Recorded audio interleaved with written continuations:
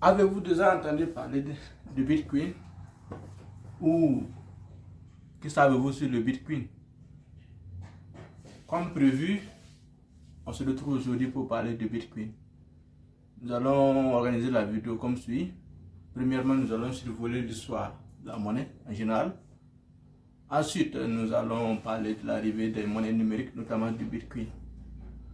Voilà. Au travers de l'histoire, la monnaie a existé sous plusieurs formes. D'abord, échange de biens et de services directement, qu'on peut appeler troc. L'apparition des coquillages, du bétail, l'apparition des premières pièces de monnaie en métal, il y a environ 2700 ans. Voilà. Les monnaies métalliques dont les valeurs étaient liées à la quantité de métal précieux qu'elles contenaient. Les billets de banque aujourd'hui, ou en général la monnaie fiduciaire. Voilà. Mais on peut constater que à chaque moment, il y a toujours eu un changement de la première forme à la dernière. Ceci est dû aux insuffisances qu'on remarque souvent de temps en temps sur la monnaie qu'on utilise. Et c'est la même chose aujourd'hui. Voilà. On constate par exemple que le système financier actuel a des insuffisances. Je prends un exemple. Quand par exemple vous déposez votre argent en banque, il y a l'inflation qui ronge la valeur et qui fait que de plus en plus vous achetez des choses plus chères. Ceci est dû à la politique monétaire parce que les États impriment des billets de banque, impriment. Ces billets vont se retrouver beaucoup sur le marché. Et la même chose que tu achetais peut-être avec 2 billets de 5 000, peut-être qu'avec le temps, tu vas l'acheter avec 5 billets de 5 000. Ah, c'est ça. Puisqu'il a maintenant beaucoup de pièces, beaucoup de billets sur le terrain. C'est ça. Donc, aujourd'hui, par exemple,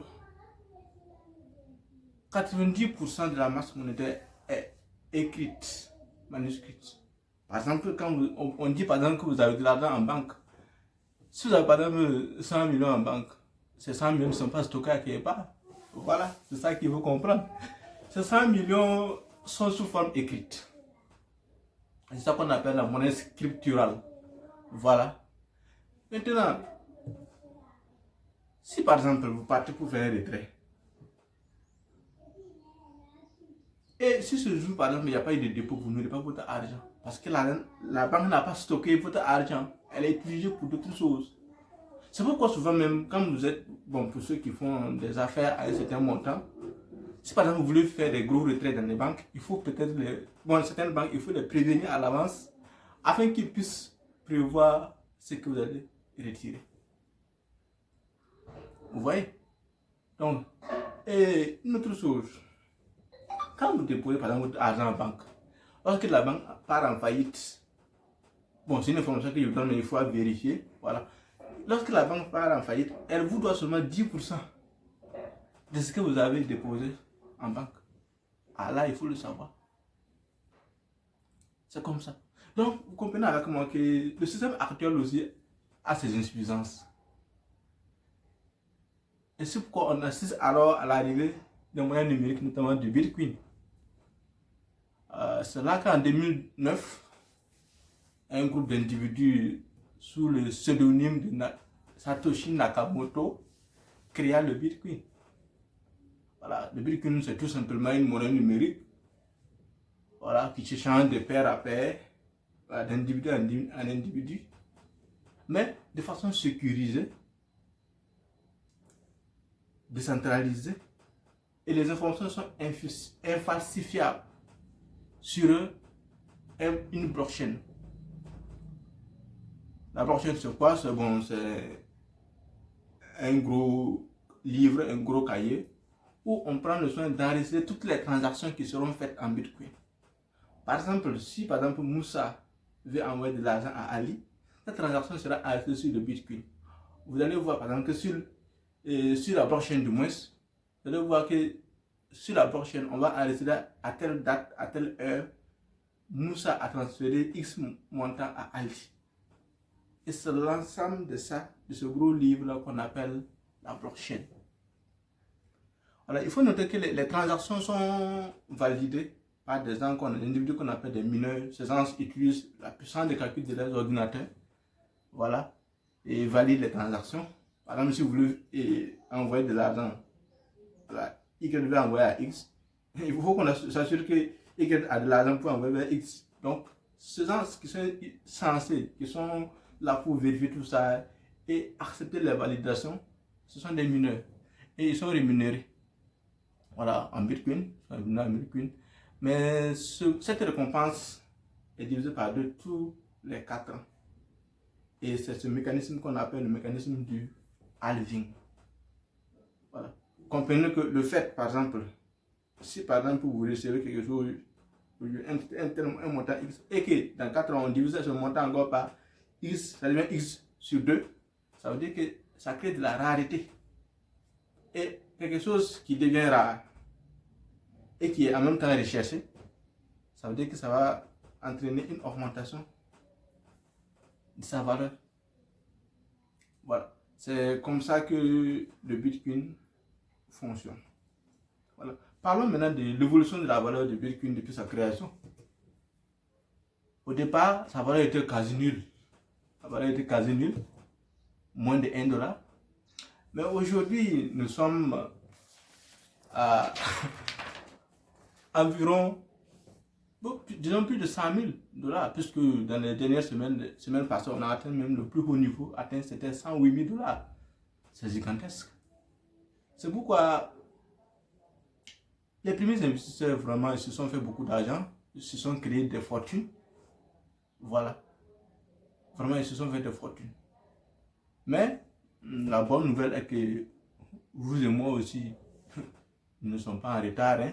Voilà, on peut encore saisir l'opportunité et engranger les bénéfices qui doivent nous revenir. C'est comme ça. Il y a un adage même qui dit que le meilleur moment pour découvrir une chose, c'est le moment qu'on l'a découverte. Le plus important, c'est d'agir.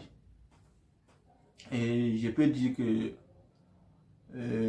nous, par exemple, les mains faibles, nous qui avons moins de ressources, c'est le moment pour nous d'accumuler un peu de Bitcoin. Parce que quand les grandes puissances vont venir dans la danse, ça sera plus facile. Il va falloir décaisser beaucoup plus pour pouvoir avoir ces Bitcoins. Voilà. Donc je pense par exemple que nous attendons quand même quelques bonnes nouvelles dans les jours à venir parce que Donald Trump, le président récemment élu des États-Unis, qui était avant contre les cryptos, a d'ailleurs dans ces derniers jours était un pro-crypto. C'est ça même qui l'a aidé à avoir ses élections. Vous voyez? Donc on attend son investiture et surtout son premier discours politique. Voilà, nous allons suivre ce discours en détail, l'analyser. Nous espérons que la politique de Trump soit vraiment favorable au Bitcoin et au crypto en général. Voilà. Mais bon, notez aussi que je ne suis pas un conseiller financier. Je ne suis pas un conseiller financier. Les informations que je vous donne, vous êtes des grandes personnes, il faut les utiliser à votre guise pour mieux décider vous-même. Voilà, c'est juste des informations que je vous donne afin que vous puissiez vous baser là-dessus. Allez faire vos recherches. Essayez de décider voir si vous allez investir ou pas. Voilà. Mais pour moi, c'est évident, hein? Il faut faire quelque chose parce que quand vous observez, quand j'ai parlé de l'histoire de la monnaie, vous voyez qu'à chaque fois on évolue, Voilà. Pour vous parler de quelque chose, de la réticence des gens, par exemple, à accepter les crypto-monnaies, c'était la même chose pour l'Internet. Quand l'Internet est arrivé au début, on parlait que non, c'est de la sorcellerie, c'est l'entrée-sortie ici. Mais vous voyez aujourd'hui, c'est indispensable. Aujourd'hui, par exemple. Et quand, par exemple, prenons encore tout récemment, quand Facebook est arrivé, voilà. Bon, je n'aimerais pas parler beaucoup, des gens ils vont dire que j'attaque, mais je n'attaque pas. Au début, il y a des gens qui ont considéré ça comme des trucs de sorciers. Mais aujourd'hui, les travail passe principalement par Facebook. Voilà. C'est ça qui est là. Donc, je pense que nous devons vraiment prendre ça au sérieux, essayer d'aller à la source des informations, essayer d'apprendre pour ne pas se faire avoir par le temps. Voilà. Déjà, bon, il y a beaucoup de grandes entreprises qui ont déjà acheté, voilà, qui ont déjà acheté, hein, beaucoup d'entreprises américaines, voilà, des fonds d'investissement notamment, qui ont déjà acheté du Bitcoin. Voilà. Il y a le Salvador aussi, grâce à son à son président qui est vraiment visionnaire, qui a commencé à investir dedans. Voilà. Bon, comme je vous l'ai dit, on attend aussi que Trump décide pour vraiment que tout le monde suive là-dedans. Parce que si les États-Unis adoptent les autres pays, franchement, honnêtement, vous savez qu'ils vont suivre. Ils n'ont pas le choix parce que si vous voulez, s'ils sont dedans et que vous dites par exemple, vous voulez faire des affaires, il faut vraiment nous payer par exemple un bill qui vous ferait comment? Il faut l'adopter, c'est comme ça. C'est pour ça que je dis que c'est le moment même pour nous. Et même nos pays qui ont moins de ressources que les grandes nations, c'est le moment pour eux qui devaient décider d'acquérir ces monnaies. Voilà. Donc, merci de nous soutenir. Likez la vidéo, partagez. Et surtout, faut vous abonner pour ne plus manquer nos contenus. Voilà. Merci. Dites en commentaire, si vous désirez qu'on aborde un thème particulier sur les crypto-monnaies dans les jours à venir. Merci. Rendez-vous au sommet. À la prochaine.